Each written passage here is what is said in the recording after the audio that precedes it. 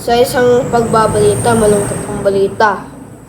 Noong August 29, 2023. Pero ito sa isang pagkiramay na nahanap si Mike Enriquez na pumanaw siya.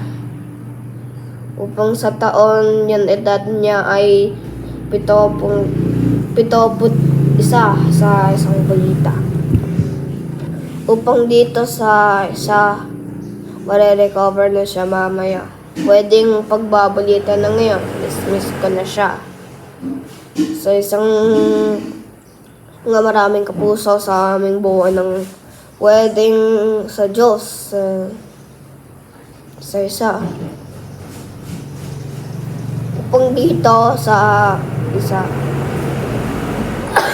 excuse me po, sa isa, pwedeng pagre-report si Mike Enriquez sa isang Republika ng Oras sa isa.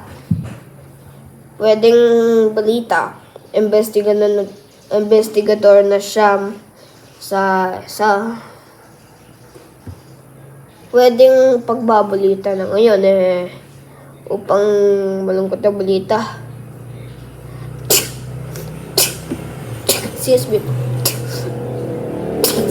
po. Nasisipon na naman ako. Pwedeng sa balita. Upang siya nagbabalita sa saksi sa WBDCWB sa Super Radio 24 Oras at iba pa sa isang mga kapuso sa GMA sa si Mike Enriquez. Pwedeng pagbabalita upang yaan sa matapang, pwede siya ang maging matapang sa isa. Nahanap ang mga tao ay pumanaw na siya sa 71 sa isa ng pagbabalita. Miss ko na siya dito. Miss yung mga tao. Miss na yung mga tao sa paligid.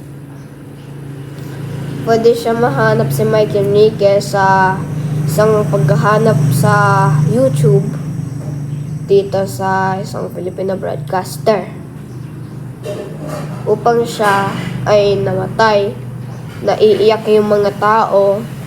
Yun si Baby Enriquez sa upang siya naiiyak. Excuse me po. Upang siya naiiyak dito. Pwede si Mike Enriquez mag-recover na ngayon ng pwede ang balita. Oras ng sa isang pagbabalita. Upang sa mga tao, upang niya ng